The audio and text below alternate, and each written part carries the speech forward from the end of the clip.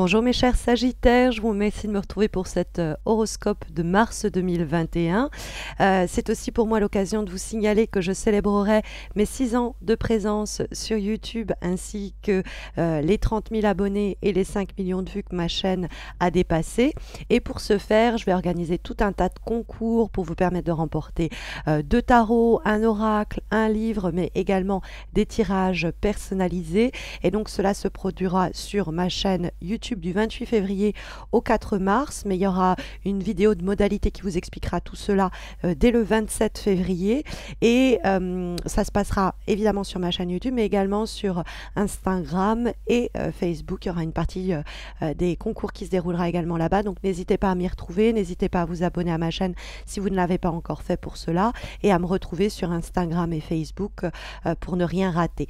Mais recentrons-nous autour de ces énergies de mars avec une invitation très forte à ne pas hésiter à demander de l'aide au cours du mois de mars. Et simultanément, c'est une invitation à donner votre aide, à offrir votre soutien, à offrir votre épaule, mais également sur un plan plus matériel et plus concret, faciliter une situation pour quelqu'un de notre entourage, c'est éventuellement possible. Mais en tout cas, le mois de mars est placé sous l'idée de générosité. La carte que nous avons ici du 6 de denier qui apparaît dans les éléments profitables et positifs pour ce mois de mars est une carte qui va vous encourager à ne pas hésiter à tendre la main à votre prochain, mais également à ne pas hésiter à demander de l'aide à votre prochain. Parce que la carte du 6 de denier, elle est bien aspectée. On pourrait bénéficier du soutien, de l'appui et de la générosité de notre environnement, mais nous pourrions être aussi en mesure d'enrichir, d'aider, d'améliorer la situation de quelqu'un à qui l'on tient, puisqu'on va trouver en guise de direction pour ce mois de mars, la carte du 3 de coupe. Et le 3 de coupe, c'est la communauté, c'est le collectif, c'est nos groupes d'amis, c'est notre famille. Et donc le 3 de coupe, ça peut être vraiment pour un objectif éventuellement commun, pour aider un groupe de personnes ou un groupe d'amis ou notre famille, tendre la main et offrir notre aide. Mais on peut éventuellement, et d'autant plus quand on trouve la carte du 10 de bâton dans les obstacles pour le mois de mars, être dans une grande usure et une grande fatigue face à toutes les responsabilités qui nous incombent, tout ce qui nous tombe dessus et qu'on doit gérer tout seul. Et donc la carte du 10 de bâton, ça peut être même une situation qu'on va essayer d'amener à son terme et que pour ce faire, on aurait peut-être besoin de support ou de soutien.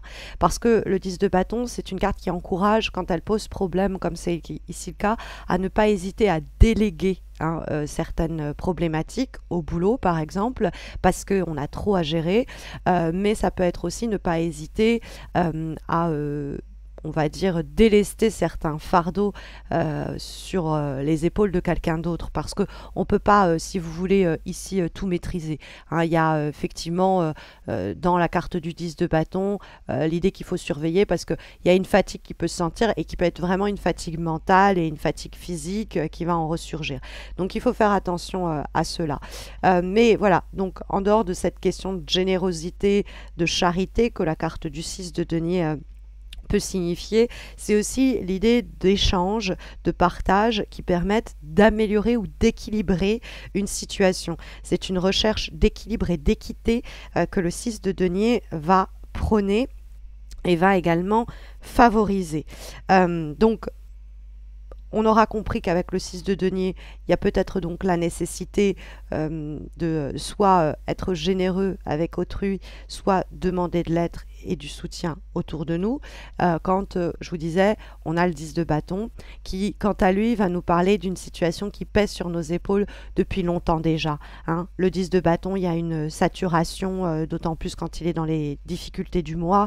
On peut avoir quelqu'un qui cherche à nous nuire. C'est éventuellement possible, quelqu'un qui nous surcharge, quelqu'un qui nous maltraite et qu'on encaisse, on encaisse. Or, vous avez de l'aide apporter. Il y a des gens autour de vous qui pourraient vous aider justement à relever la tête un peu hors de l'eau et à ne pas devoir affronter cette personne, sinon cette situation, tout seul ou toute seule. Parce qu'on vous sent plus très loin du burn-out avec le 10 de bâton, plus très loin en tout cas d'un épuisement nerveux.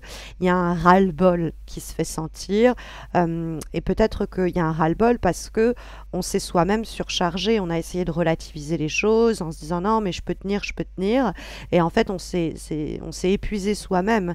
Donc il y a peut-être le besoin d'arrêter de se mettre la pression, de se maltraiter soi-même et d'accepter ok j'ai besoin d'aide ou je ne peux plus rester dans cette position parce que sinon mentalement ou physiquement je vais pas tenir.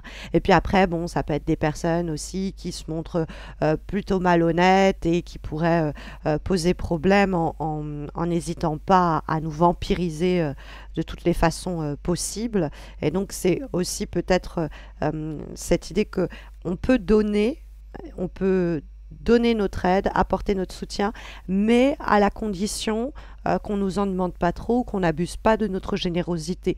Il peut y avoir une invitation à cela et l'idée que je peux aider mon prochain à la condition que moi je tienne debout. Hein, c'est le fameux système dans les avions où on vous dit avant de mettre le masque à oxygène aux personnes autour de vous, vous commencez par le mettre sur vous et ensuite vous vous chargez des autres. Il y a un côté aussi comme ça qui peut être recommandé dans le cadre de ce dialogue entre le 6 de denier et le 10 de bâton. Mais de façon plus générale, c'est vraiment n'hésitez pas à demander de l'aide, n'hésitez pas à déléguer, n'hésitez pas au fond à ne pas endurer une surcharge qui soit ou psychologique, ou mentale, ou physique, ou émotionnelle. Hein, parce qu'on a la carte de la papesse qui apparaît en termes de vibration. Et cette carte de la papesse, c'est l'idée qu'on reste très pudique peut-être sur ce que l'on vit, on éprouve, on ressent. On ne pipe pas mot aux gens autour de nous des épreuves que nous traversons. Et il y a peut-être besoin de se confier, de se libérer de ce fardeau, de le signifier pour recevoir l'aide tant attendue, pour qu'on nous tende la main espérée. Peut-être que la papesse, ça peut être l'idée que vous ne voulez pas le dire, peut-être que vous ne pouvez pas le dire, ou peut-être que c'est un trait de caractère, vous ne savez pas le dire, on pourrait dire ça de cette façon-là, mais pour autant, cette période d'attente que la papesse va signaler, on va garder les choses pour nous, on va attendre de voir comment la situation se goupille. Ce n'est pas un mal en soi. Hein. La carte en question, elle peut nous dire clairement, cette papesse, que au fond, on a besoin, si vous voulez, aussi de réfléchir tout cela, de cogiter à titre personnel à ce propos avant d'oser éventuellement tendre la main. Mais c'est vrai qu'il y a dans la papesse et le 10 de bâton un côté un peu esselé et isolé où tout est géré tout seul de notre côté. Quand on vous préconise au cours du mois l'idée de tendre la main ou de recevoir, tendre la main pour donner ou pour recevoir, et qu'on trouve dans la direction pour votre mois de mars, mes chers Sagittaires, le 3 de coupe qui est un peu l'union fait la force, qui est l'idée qu'ensemble on est plus à même de relever certains défis. Il y a un vrai plaisir en plus, c'est quelquefois le 3 de coupe une célébration commune autour de projets que l'on a simultanément atteints. Et donc la carte du 3 de coupe, ça peut être aussi avec cette papesse, ça peut être une femme plus âgée que vous, plus expérimentée, plus sage à l'égard de la problématique que vous rencontrez, qui va peut-être pouvoir vous donner conseil, et donc ensemble vous célébrerez cette situation. Ça peut être une situation, un projet, une relation sur laquelle vous n'avez pas pipé mot, vous vous êtes tu, et aujourd'hui il est temps de proposer le fait de vous délester de ce silence, de cette omerta qui vous pèse, et de célébrer au grand jour la situation. Parce que le 3 de coupe, il y a l'idée qu'on apprécie la situation en groupe ou à plusieurs ou au grand jour. Hein. Le 3 de coupe en plus va augurer une période de célébration, de festivités, où les choses aboutissent favorablement. Il y a l'idée peut-être aussi qu'on retrouve un amour perdu sur le plan affectif, ou alors carrément il y a une nouvelle rencontre qui se met en place. Sur le plan professionnel, c'est une carte qui est au-delà d'encourager les associations et les partenariats, nous dit que ces partnerships seront fructueux. C'est des progrès notables, un soupir éventuel même de soulagement à partir de cette situation dont on arrive à guérir, parce qu'il peut avoir avec le 3 de coupe une forme de guérison émotionnelle, physique, parce que on passe du temps avec des gens qui sont là pour nous aider, pour nous soutenir, qui nous rendent heureux et qui nous élèvent, et qui élèvent les vibrations. Ça peut d'ailleurs être des retrouvailles éventuellement, ça peut nous parler quelquefois de cela. Le 3 de coupe, comme c'est la fête entre amis ou dans une famille soudée, et c'est les efforts aussi collectifs, et du coup l'idée qu'on célèbre collectivement aussi le résultat de ces efforts. Et puis ça peut être aussi une invitation au cours du mois de mars à ne pas hésiter dans le cadre d'un événement, d'un challenge ou d'une situation particulièrement importante au cours de ce mois de mars, de le faire savoir à vos proches pour obtenir leur approbation, leur encouragement, que le 3 de coupe va nous signifier. Comme avant-dernière énergie, mes chers Sagittaires, pour ce mois de mars, nous avons une lame issue d'un nouvel oracle, les portes magiques de l'univers, et nous avons la bulle de lumière. Cette bulle de lumière, c'est en réalité une bulle de protection.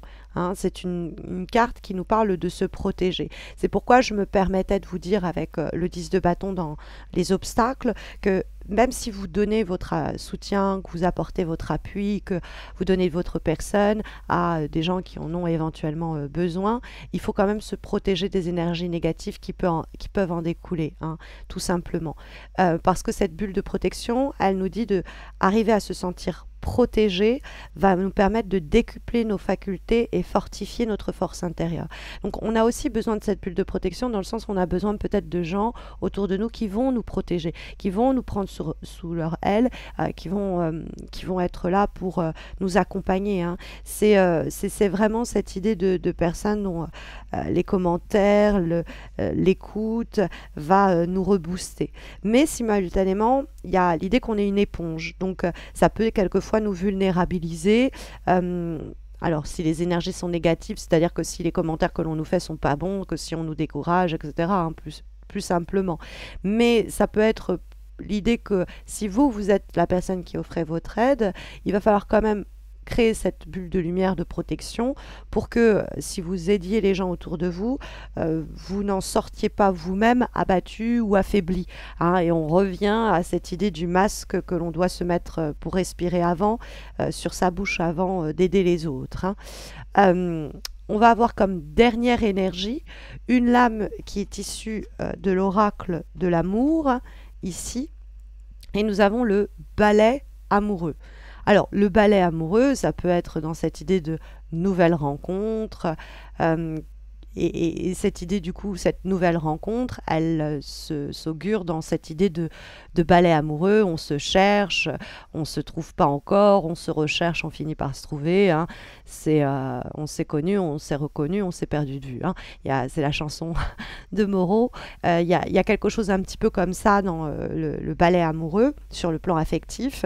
Et puis, il y a plus simplement, encore une fois, l'idée de soutien, de soutenir l'un l'autre, de s'encourager dans la réalisation de nos souhaits les plus chers. Et donc, il y a comme un soutien ou un appui qui est à votre disposition au cours du mois de mars pour pleinement vous réaliser et célébrer cette réalisation, et une célébration qui s'avérera être en plus commune, c'est ce qu'on pourrait ici dire. Donc voilà les énergies sondées par le tarot pour votre mois de mars, en espérant que ce tirage saura vous aiguiller au mieux. Mais sachez que j'ai réalisé des guidances spécialement professionnelles sur l'année 2021. Vous les aurez en suggestion en fin de cette vidéo, mais vous pouvez tout simplement les trouver sur ma page d'accueil YouTube. Et puis j'ai fait la même chose sur l'amour sur le plan affectif pour 2021. Là pareil, vous l'aurez en suggestion, cette playlist, et puis sinon vous la trouverez sur ma page de chaîne YouTube. Et j'ai fait aussi une guidance spécialement amoureuse pour février, mars et avril tout cela, hein, signe par signe. Vous avez la suggestion en haut à droite de cet écran. Et puis, je vous invite à vous abonner à ma chaîne pour ne pas rater la publication des vidéos qui annonceront le lancement des festivités et donc des concours du 28 février au 4 mars pour célébrer les 6 ans de ma chaîne, ses 30 000 abonnés et 5 millions de vues. Ça se passera également sur Instagram et Facebook, donc vous pouvez m'y retrouver si vous le souhaitez pour ne pas rater toutes les phases de ce concours. Voilà, je vous souhaite à tous et à toutes de très belles semaines. Je vous dis à très vite mes chers Sagittaires, prenez bien soin de vous.